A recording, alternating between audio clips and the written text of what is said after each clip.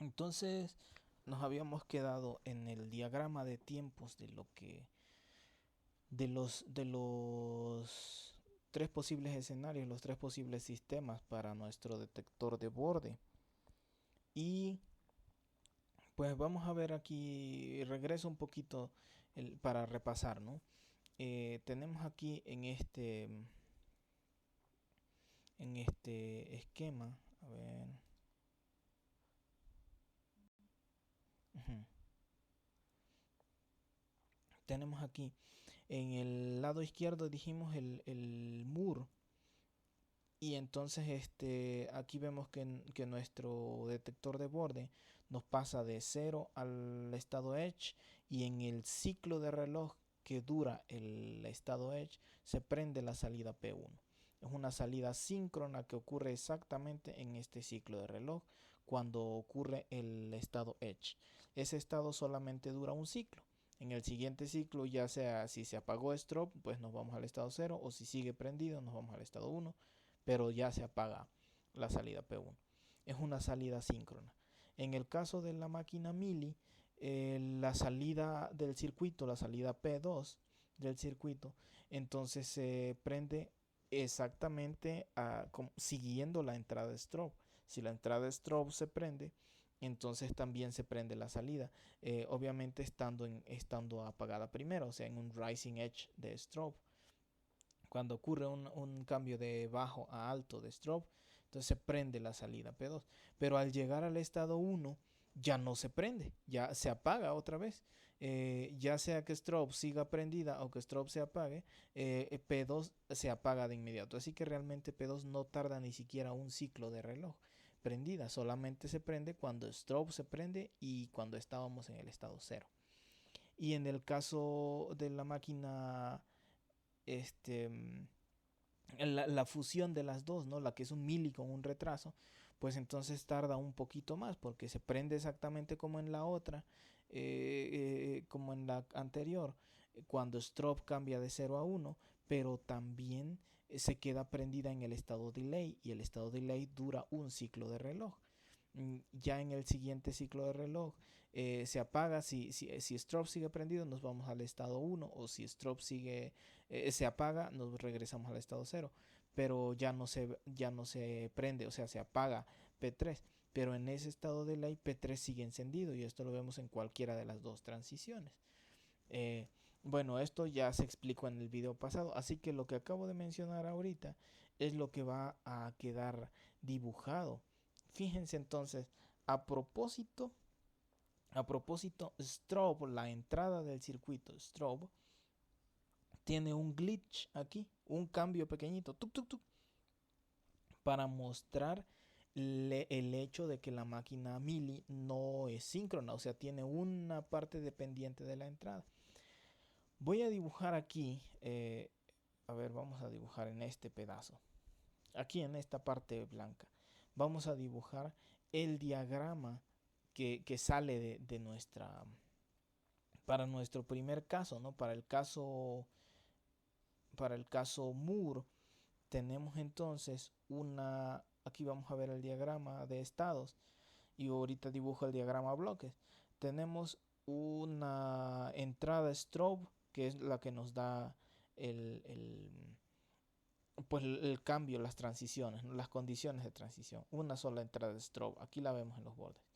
Y tenemos una salida Moore P1. Así que nuestro primer circuito, el circuito en Moore, va a tener esta forma: su registro de estados, su bus hacia la lógica combinacional de estado siguiente, aquí una entrada que se llama strobe, que puede variar de 0 o 1, es de un bit, y aquí la lógica de salida, y aquí nuestro bus de salida también es de un bit, que se llama P1.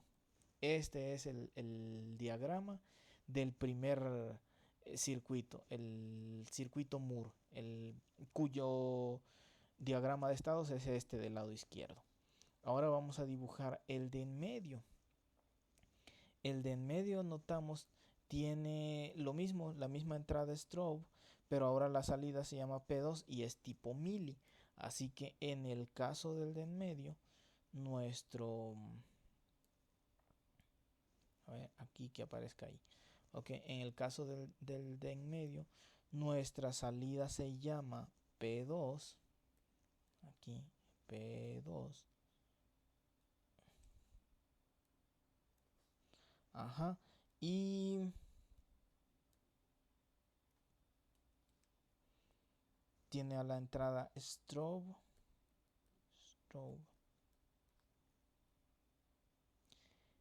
De la cual también depende la salida. Así que esa forma que tiene ahí es la forma del circuito Mili, del sistema cuyo diagrama de estados es este de en medio, este de aquí.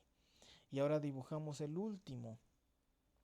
El último entonces tiene de nuevo a una entrada de strobe, aquí vemos, y ahora tiene una salida P3. También depende de la entrada, así que también es Mili.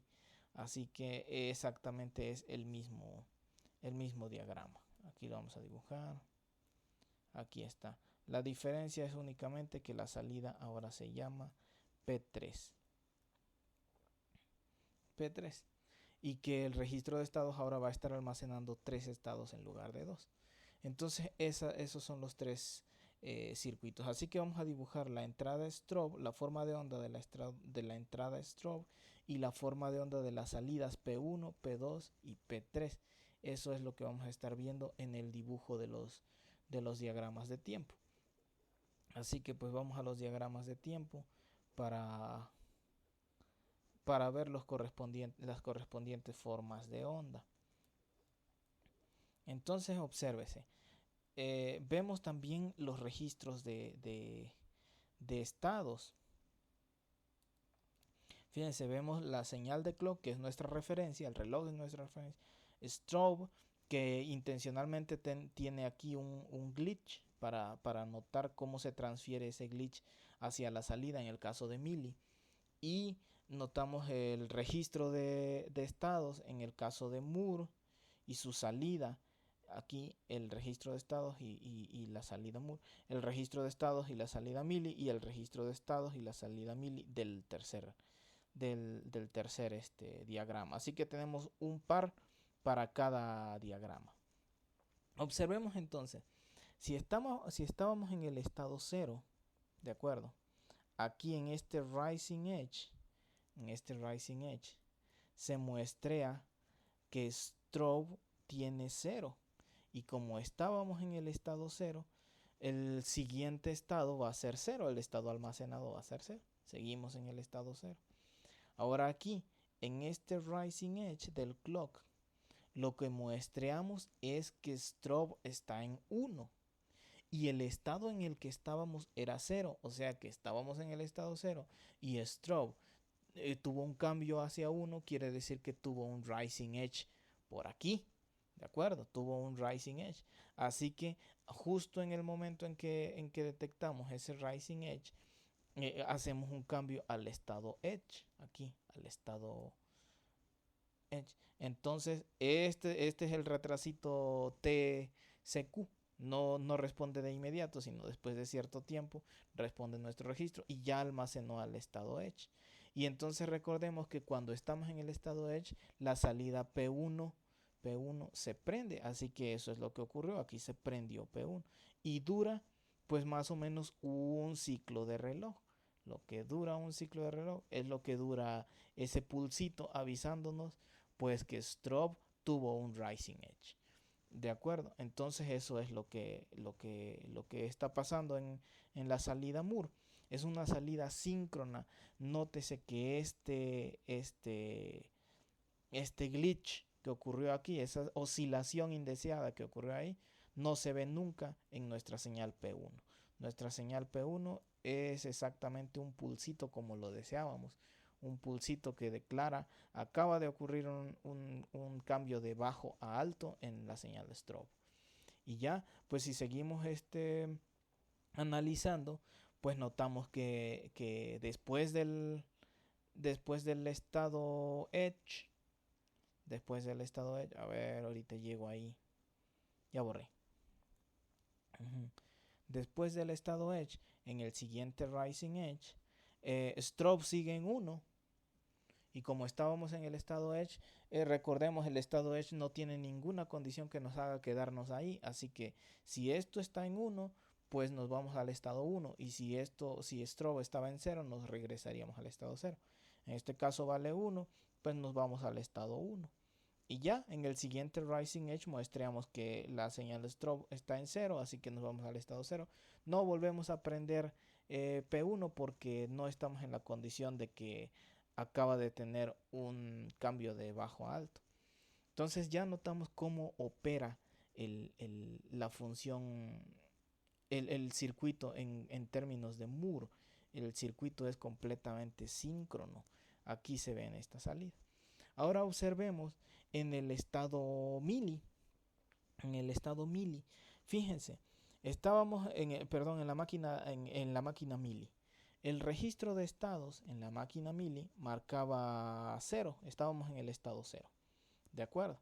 Y entonces en este Rising Edge, aquí en este Rising Edge del clock, se detectó pues que estamos en el estado 0. ¿De acuerdo? Y la señal strobe tiene un 0. ¿De acuerdo? Ahora bien, la máquina mili depende tanto de la señal de entrada como del estado. ¿De acuerdo? Así que si estamos en el estado 0 durante el ciclo de reloj, notemos este ciclo de reloj, estamos en el estado 0. Durante ese ciclo de reloj ocurren estos cambios en strobe y nosotros estamos en el estado 0.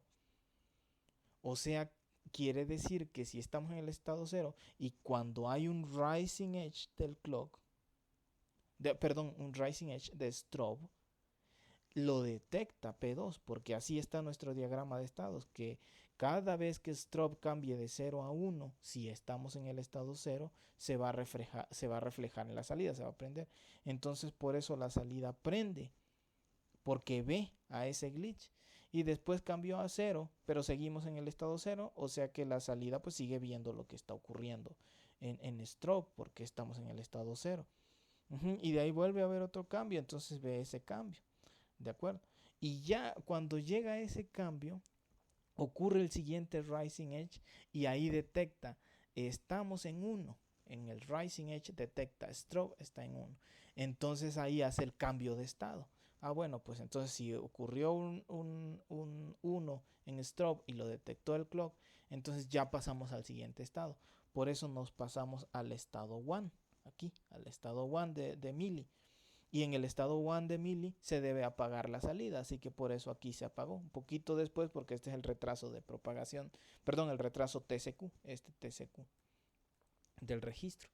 Entonces, si se fijan, la salida mili, por un lado, es transparente a las oscilaciones o a los glitches de entrada, lo que habíamos esperado, lo que habíamos dicho que se esperaba. Y por otra parte, pues tarda menos de un ciclo de reloj, también lo mencionamos, tarda menos de un ciclo de reloj porque realmente el cambio ocurre en el estado 0, en el ciclo que le corresponde al estado 0.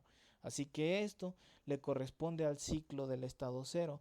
No se vea exactamente ahí pues por el retrasito de propagación del registro de estados, que tarda un poquito en decirle ya no estamos en el estado 0. Entonces esta es la salida de la máquina mili. Y la otra, pues la otra era una combinacional. A ver, otra vez aquí está. La otra era una combinacional. Una combinación, perdón.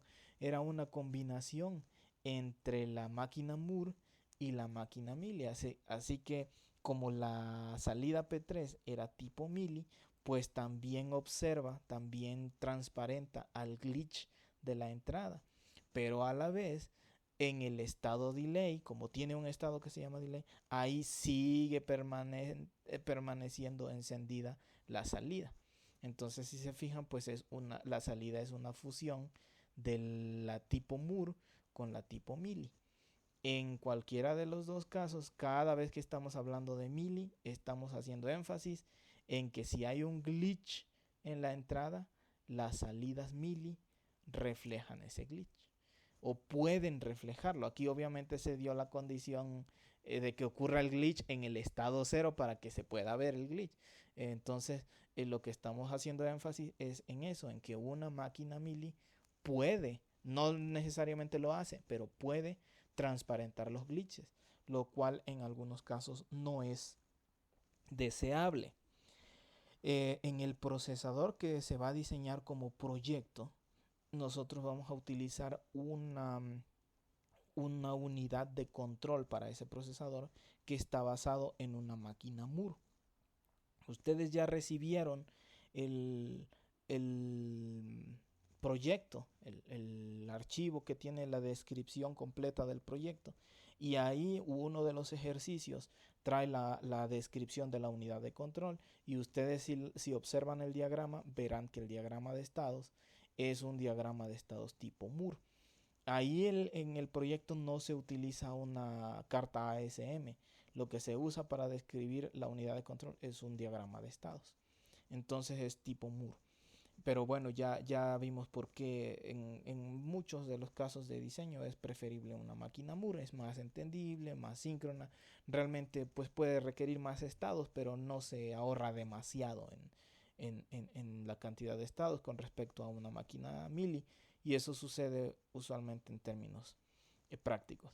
Entonces pues aquí el resumen de la comparación, dice aquí Mealy, la máquina Mealy, a ver, aceptar.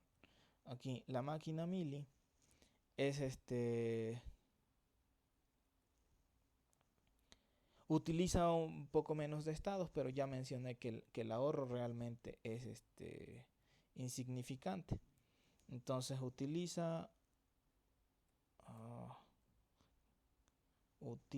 ahí está, un poquito menos de estados. La máquina Mealy responde más rápido, así es, porque responde en el estado actual donde se da la condición, ahí responde de manera combinacional. Y la máquina Mealy puede ser transparente a glitches. Si se da la condición, puede transparentar los glitches de la entrada, lo cual no es deseable en un sistema síncrono. ¿Cuál es mejor? ¿Cuál es mejor?